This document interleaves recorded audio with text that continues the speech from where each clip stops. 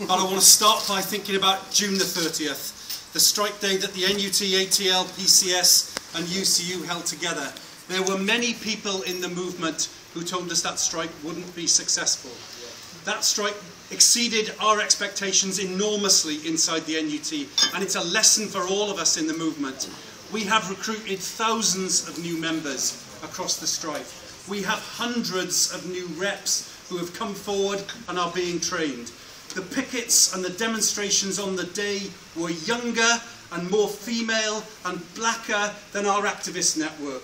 This was a real rebirth of our movement, a real chance for us to build something anew on June the 30th. And we have to take that lesson into November the 30th, that every expectation you have to challenge. It's possible to be broader, to find people who haven't ever thought they would work with us before who will now work with us. Teachers have historically thought of themselves as professional, a cut above the horny-handed sons of toil. Many of us have been in trades unions, but there's been that bit of an attitude.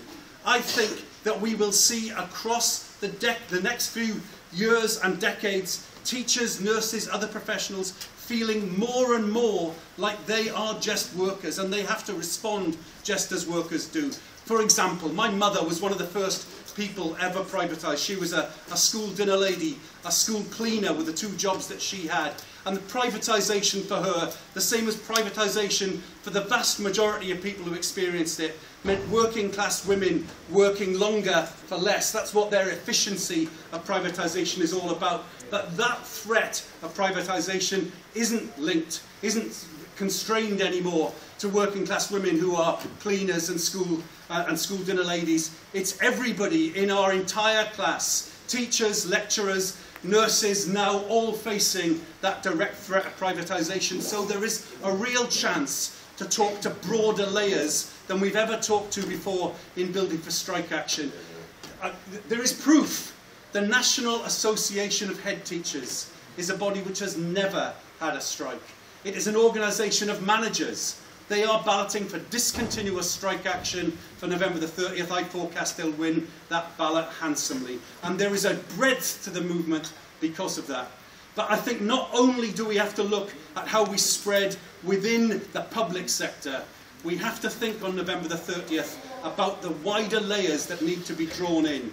I think the most effective attack that Cameron has on us, it is completely hypocritical and without foundation, but the most effective attack he has on us is when he says there is a sort of apartheid in our country and that public sector workers have got good pensions and private sector workers have got bad pensions. I say hypocritical because he's a member of the bloody Tory party that when he was a young student, the Federation of Conservative Students used to wear t-shirts that said "Hang Nelson Mandela." So for him and his party to try and give us lessons about apartheid stinks of hypocrisy. But more than that, because that's a little bit of a political point, more than that, his party and the Taxpayers Alliance, who also use this slur of apartheid, they represent the very companies that have slashed the private sector pensions in the first place. So they are the organisations, they're people like Robert Maxwell who stole money,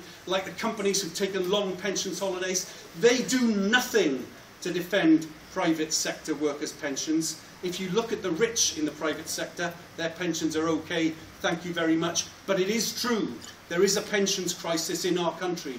It's just not true that it's in the public sector. The pensions crisis is in the private sector, and our movement needs not just to defend public sector pensions, but to reach out and demand better pensions in the private sector. The attack on CPI, the change of indexation, applies to private sector workers as well. So we have to reach out to those private sector workers. We also have to reach out to the students. Because if people are made to work to 67, 68, imagine that. If you were recently a 14-year-old in school, imagine your class teacher being 68 and trying to keep control. It's a challenge, I think. But if people have to work to 68 or 70, which is what they're saying, that's more youth unemployment. The French students showed the way.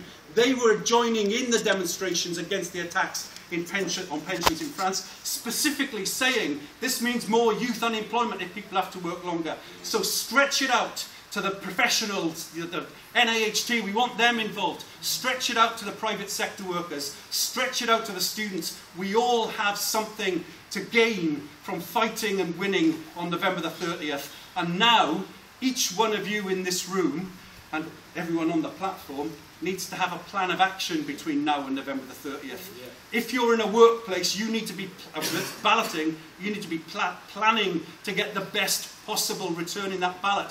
When is your meeting? Who are you talking to? If you're not in one of those unions, I mean, are you organising a reps meeting in your area to get people together? What are you planning for November the 30th?